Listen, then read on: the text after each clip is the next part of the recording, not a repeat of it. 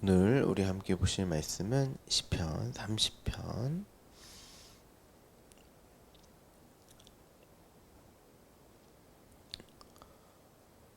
시편 30편 4절에서 6절까지의 말씀입니다. 시편 30편 4절에서 6절까지의 말씀입니다. 우리 함께 봉독하겠습니다. 주의 성도들아 여호와를 찬송하며 그의 거룩함을 기억하며 감사하라.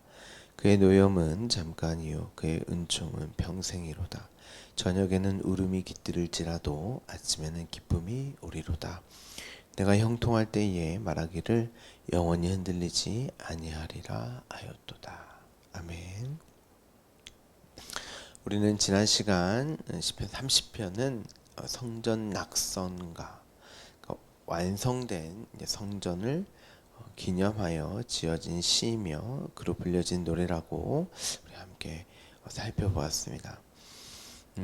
제가 여러분께 매번 강조를 하지만 성경은 예수 그리스도와 십자가만을 담고 있고 우리는 그 내용으로 모든 성경을 이해하고 볼 수 있어야 합니다.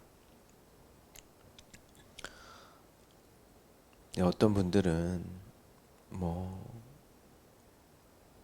신학생들이나 목사님들, 많은 목사님들도 그래요. 어떻게 모든 성경이 다 예수 그리스도와 십자가로 그렇게 설명이 되어집니까? 너무 어거지 아닙니까?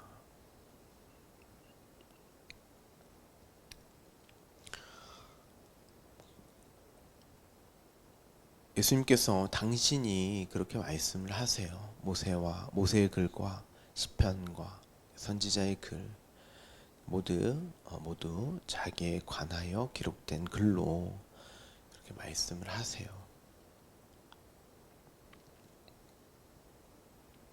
이 시편 또한 어떤 이들은 다윗의 시가 아니라 후세대의 어떤 미상의 저자가 시를 지어서 다윗의 이름을 이제 붙여서, 왜냐하면 그래야 이 시 자체가 권위가 이제 생긴다고 이제 생각을 한 거죠.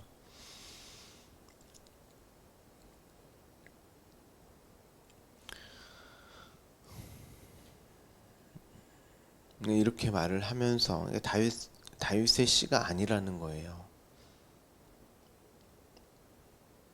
그렇게 이 시를 해석하는 데 있어서도 윤리와 도덕 혹은 어떻게 살아야 하는가에 대한 교훈을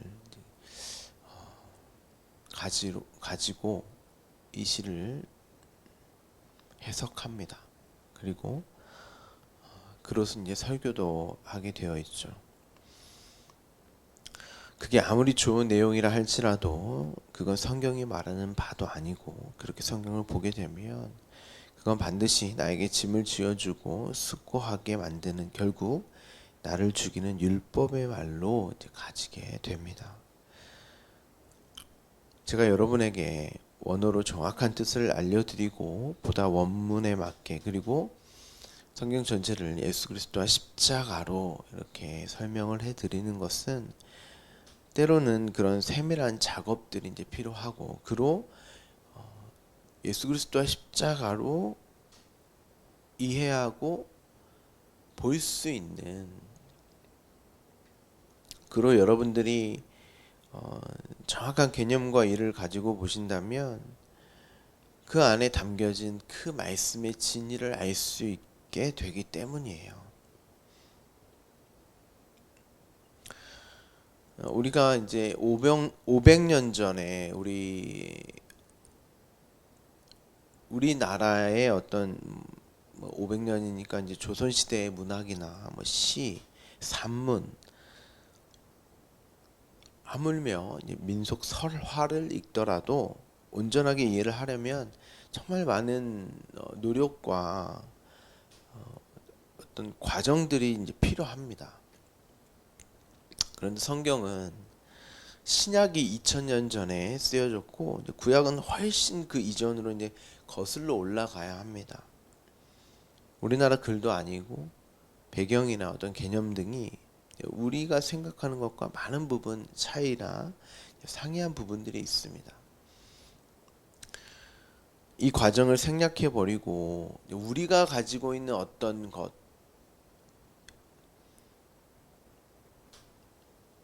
그것만으로는 절대 여러분은 성경의 내용을 제대로 알 수가 없는 거예요.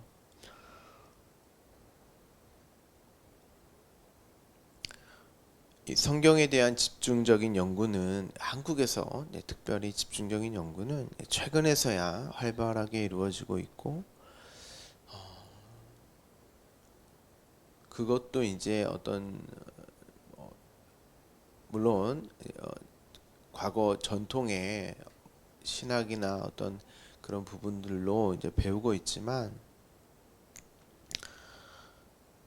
우리나라뿐만 아니라 세계의 어떤 신학적인 흐름들이 이제 자유주의 신학 쪽으로 많이 가고 있기 때문에 예수 그리스도와 십자가로 읽고 이제 하나님의 어떤 말씀의 권위를 두기보다는 자꾸 과학, 어떤 학문, 특별히 인간을 중심으로 한 그런 이해와 해석들을 많이 하고 있기 때문에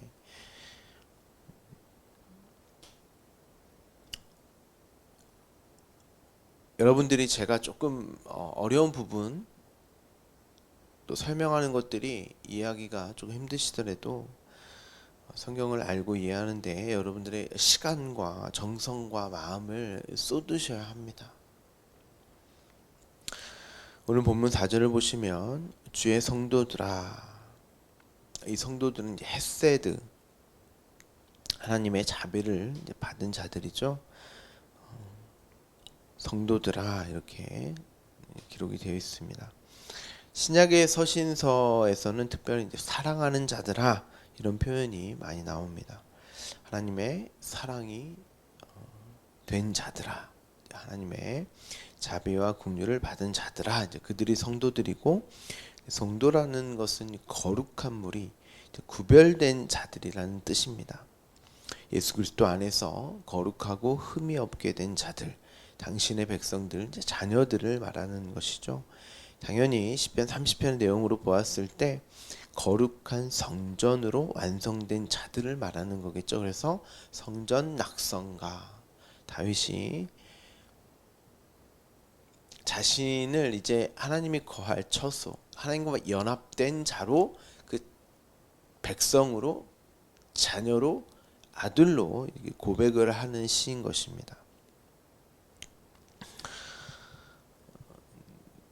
그 성도가 여호와 하나님을 왜 찬송합니까? 앞서 1절에서 3절까지의 내용을 뭐라고 이야기하냐면, 나를 고치시고 무덤에 내려가지 않게 하셨다. 그러니까 나를 살리셨다.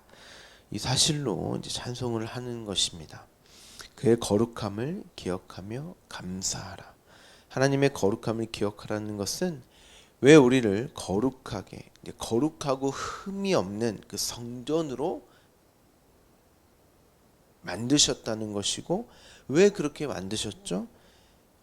그건 1차적으로 당신이 거하시는 성전은 반드시 거룩하고 흠이 없어야 하기 때문이고, 또한 그렇게 하시기 위해서 거룩한 당신이 우리 안에 거하심으로, 이제 찾아와 오셔서 우리 안에 거하심으로, 그로 우리가 깨끗하고 거룩하고 흠이 없게 되는 것이죠.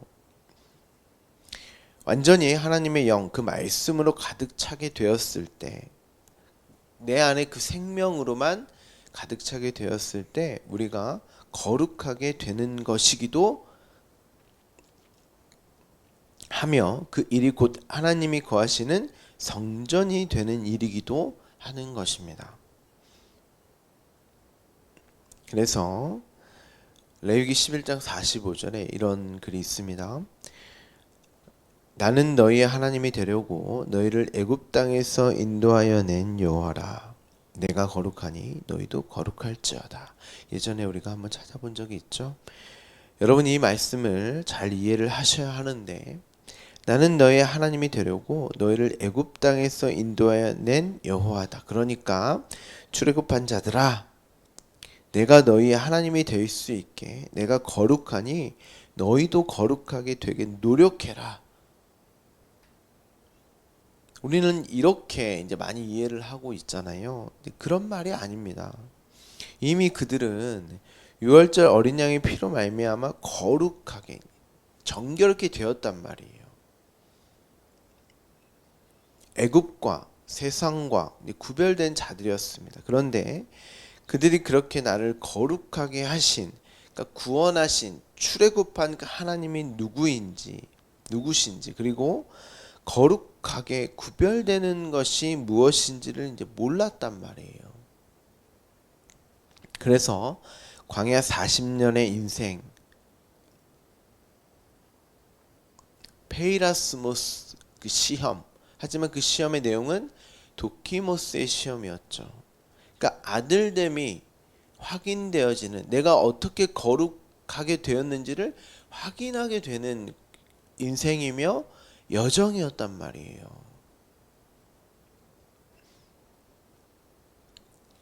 그 인생을 통해서, 그 시험을 통해서 하나님이 누구시며 그들이 어떠한 존재이며 자신들의 정체, 신분이 무엇인지, 그리고 거룩함이 무엇인지를 가르쳐 주셨던 것입니다. 중요한 것은 그들이 자신들의 힘과 능력으로 거룩하게 될 만한 가능성과 자질이 전혀 없었다는 거예요.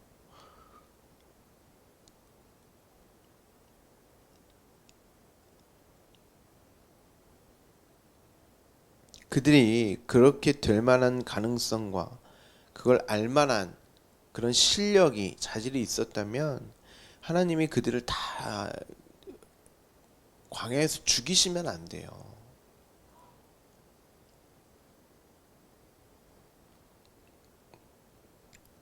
그렇다면 이 말이 무엇이겠습니까? 내가 거룩하기 때문에 반드시 내가 너희의 하나님이 되고 너희가 내 백성이 되게 하기 위해서 거룩하게 만드시겠다는 것이에요. 그래서 그들을 죽여서 살려내므로, 그러니까 십자가의 내용을 담고 있는 걸, 광야도.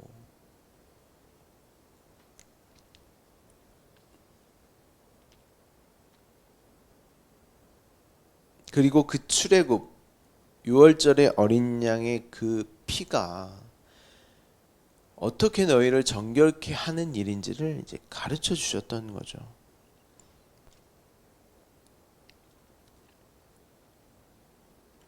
오늘 본문 4절도 그의 거룩함을 기억하라. 이 말은 당신의 그 거룩함으로 우리에게 찾아오셔서 우리를 거룩하게 하신 그 일을 찬송하며 감사하라는 의미인 것입니다. 우리가 거룩하게 될 수 있는 방법, 이 시가 성전 낙성가였죠. 그러니까 완성이 되었단 말이에요. 완료되었어요. 그것은 하나님의 거룩하심으로 되어진 일이기에 그것을 기억하고 감사하라는 것입니다. 그리고 이 역사, 그러니까 우리는 이제 시간이라고 하는 이 흐름으로 이제 감지를 하기 때문에 이 시간, 이 흐름, 삶, 인생을 통해서 그 거룩함이, 하나님이 완료하신, 완성하신 그 거룩함이 무엇인지를 이 역사를 살아가면서, 또한 그 과정, 하나님이 우리를 거룩하게 하시는 그 과정으로 배워가며 체휼하며 그 완성된 그 일을 내가 아들됨을 확인해 가는 거예요. 확인하는 것이 인생이지, 여기서 점점 우리가 거룩하게 변해지는 게 아닙니다.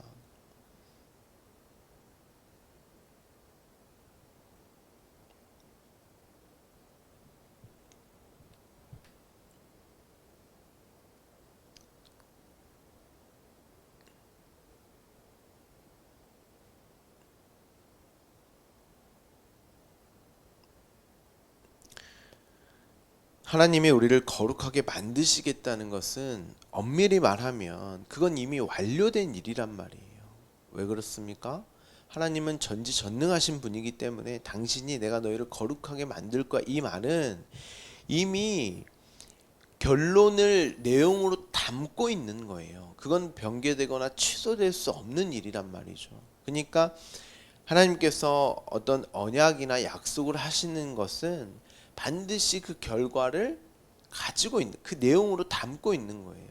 그래서 종말이 창조를 앞선다, 이런 말들이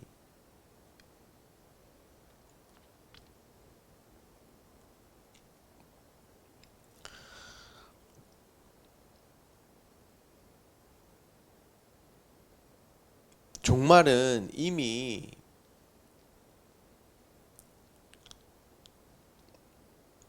끝은 이미 시작과 창조 안에 담겨져 있단 말이에요. 이미 완료되고 완성된 일로서 하나님께서 당신의 열심으로 우리에게 무엇인가를 교훈하고 가르치기 위해서 이 역사 속에서 펼치시는 것이지,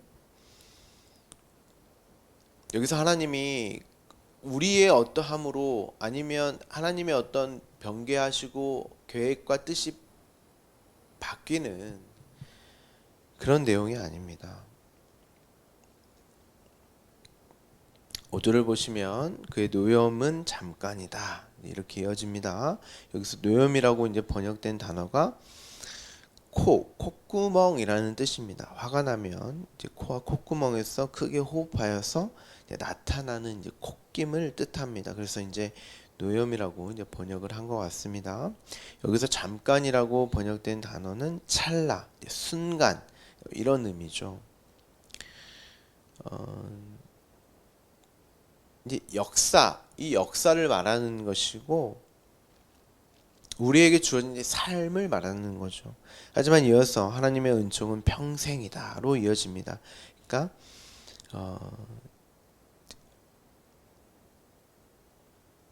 이 내용이 이제 뒤에 그대로 이제 비교하여 나옵니다. 저녁에는 울음, 그리고 아침에는 기쁨이 온다. 그리고 이 내용을 종합하여 6절에 내가 형통할 때에 말하기를 영원히 흔들리지 아니하리라 하였다고 이렇게 저자가 말을 합니다. 우리가 이전에 이제 저녁, 밤, 아침, 낮에 대한 내용을 함께 나눈 적이 있습니다. 이제 창세기 1장에 이제 언어로 이제 바꿔서 말씀을 드리면 저녁이 되고 아침이 되니 이제 이런 내용이에요.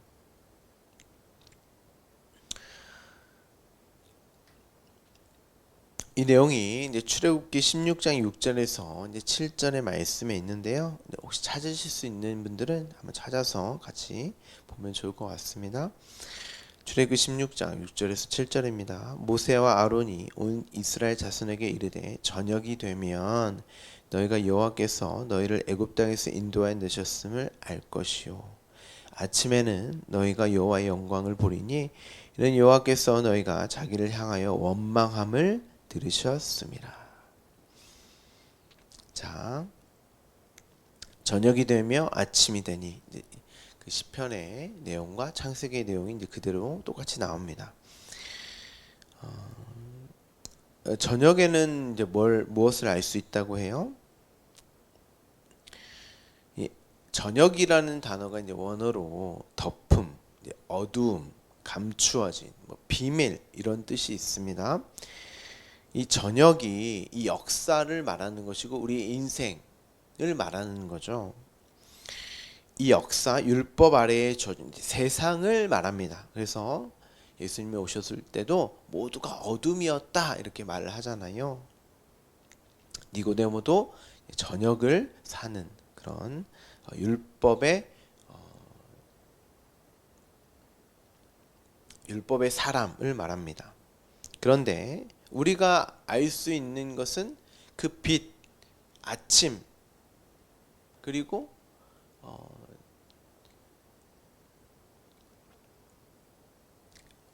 하늘의 그 의는 알 수 없죠.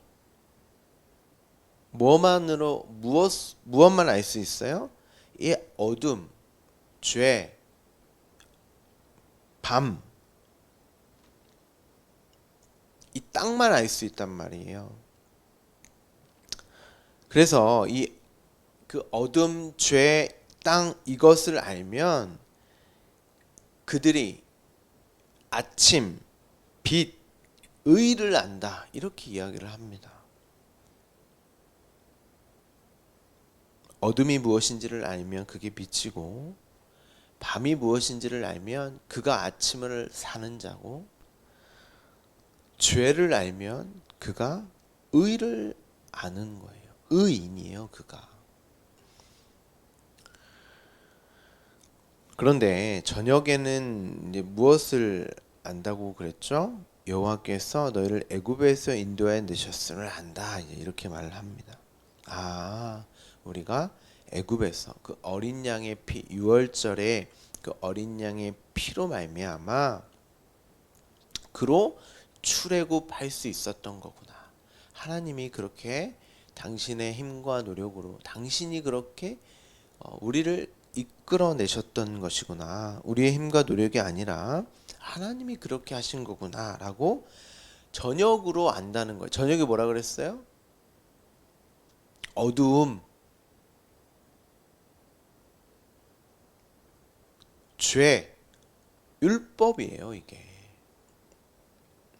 그래서 그 저녁을, 이 인생을, 그 어두움을, 그 죄를 알면 이제 그것을 잘 견디면, 왜냐하면 그건 우리에게 환란으로 감지가 되기 때문에 거기서 잘 견뎌내면 인내가 뭐라고 말씀드렸죠? 아래에서 머물다, 휘포모네라고 말씀을 드렸죠. 그러면 그에게 아침이 오는 거예요. 그에게 빛인 것입니다. 그게 의인 거예요. 그런데 그냥 그 저녁으로, 어둠으로, 그냥 그 율법에 머물러 있으면 그가 아침, 빛, 의가 아닌 거죠. 그냥 이 땅에 그냥 함몰되어 버린, 그냥 묶여 버리는 그냥 죽은 자, 죄와 허물로 죽은 자예요. 그래서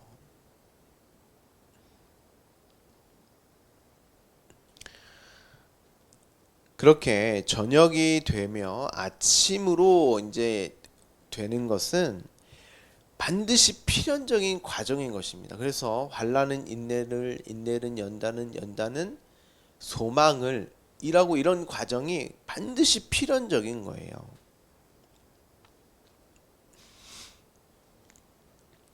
그것을 알면 하나님의 은총은 영원한 것이 되고 기쁨이 됩니다.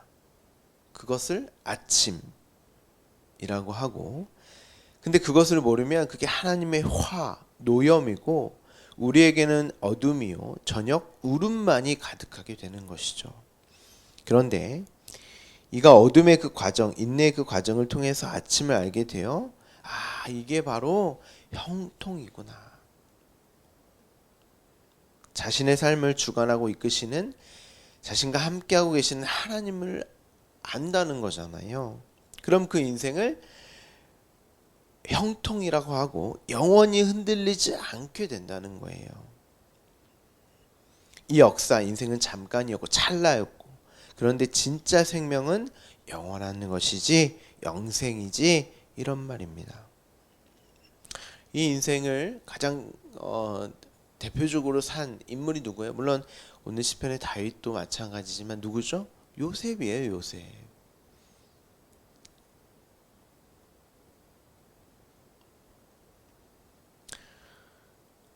그 흔들리지 않는 그 상태, 여러분은 그것을 보고 가고 계십니까? 저녁을 사는, 밤을 사는, 죄와 허물로 여전히 그 율법의 세상, 그리고 율법의 그 두 마음으로 사는 내가 어떠한 존재이며, 그렇지만 이런 존재를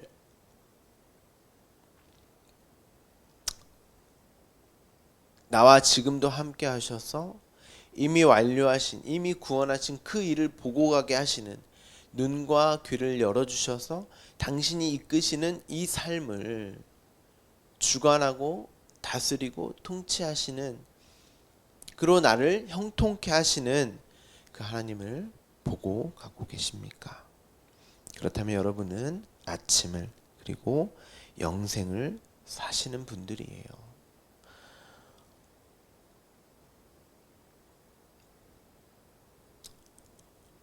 저는 우리 주말씀교회 모든 성도분들이 환난과 인내와 연단으로 밖에, 그리고 그로 말미암아 소망으로 붙들 수밖에 없는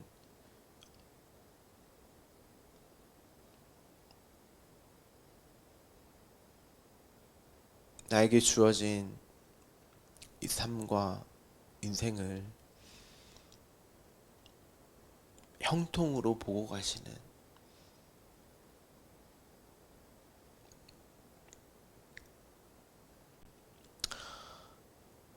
말씀으로밖에 보고 듣고 그것으로만 내가, 말씀으로만 내가 형통이라는 인생을 살고 있다라는 그것을 말씀으로밖에 확인할 수 없는 거예요. 다른 것으로는 확인되어지지 않습니다. 우리 모든 주말씀교 성도분들, 말씀을 늘 귀히 여기시고 말씀으로 나에게 주어진 인생과 삶을 볼 수 있는 그런 여러분 되기를 간절히 소망합니다. 함께 기도하겠습니다.